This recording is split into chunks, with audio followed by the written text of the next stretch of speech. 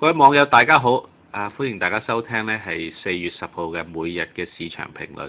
不過而家其實已經係11號啦，所以咧都係望翻轉頭嘅。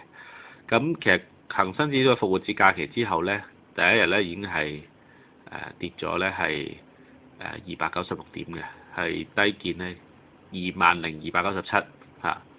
咁就呢個係一開市啦，咁收市呢就係20,356。係總共係跌咗1.15%嘅，跌咗236點，主板成交492億，咁都好少嘅啫。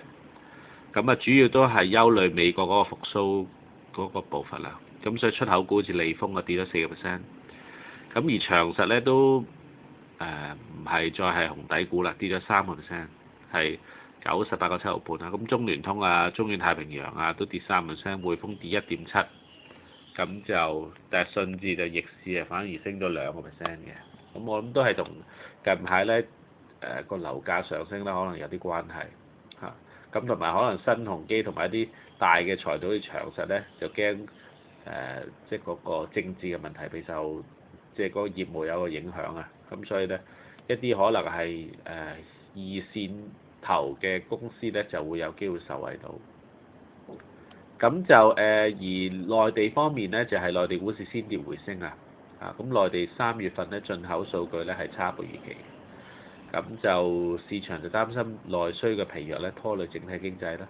咁但係其實如果內地經濟放緩咧，咁都係某程度上係有個好處，就係話希望嗰個通脹咧係回落啦，咁同埋即係政府係繼續呢個放緊銀根啦。咁如果但係內地經濟繼續擴張咧，好快咁擴張咧，可能就會有機會咧，短期再放鬆銀根嘅機會咧就會減少啦。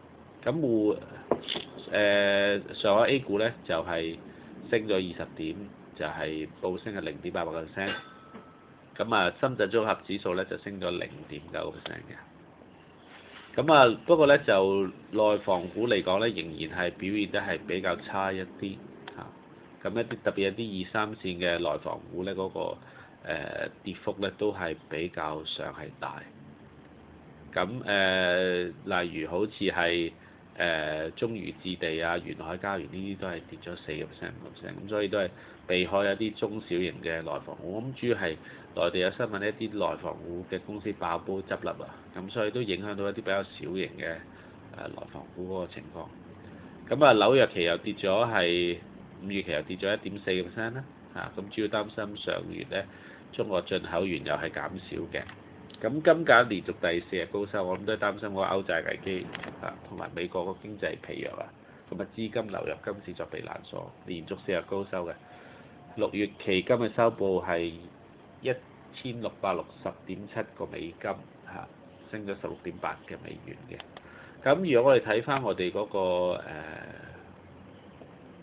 投機倉嗰個邊，咁其實道指都跌咗係跌咗百幾點㗎，係咪喎？道瓊斯收報咗213點，跌咗1.65都幾犀利，所以我諗今日而家港股都係開市都係跌咗200幾嘅，咁呢排個情況都係比較淡靜少少差啲。咁投機倉20萬嚟講咧，寶光實業跌咗1.97%，但係近排都見到佢個大股東係1個7毫幾咧，都喺3月份咧都係連續喺度增持嘅。咁美高梅咧升咗0.858啦，現代牧業係跌咗0.442。咁現代牧業喺今日咧，我哋就會將佢沽出。咁主要係其實我諗可能自己買入都有啲錯誤，不過其實佢走勢周線個走勢係唔錯嘅。不過就其實佢嗰個200天線咧都係繼續向下嘅，所以都係決定唔將佢沽出啦。可能我哋都盡量買翻200天線向上升嘅股票咁樣。咁呢方面我哋下次檢討翻啦。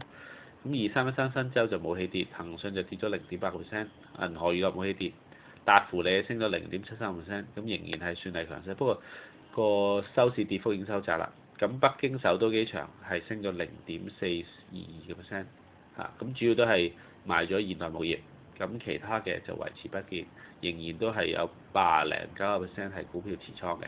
咁我哋睇翻今日嘅情況，咁我估今日個組合嘅表現係會比較差啲，因為大市應該都係再跌200幾點，或者睇下會唔會再跌多啲啦。情況都係跌㗎啦。好，下次再同大家傾。好，再見。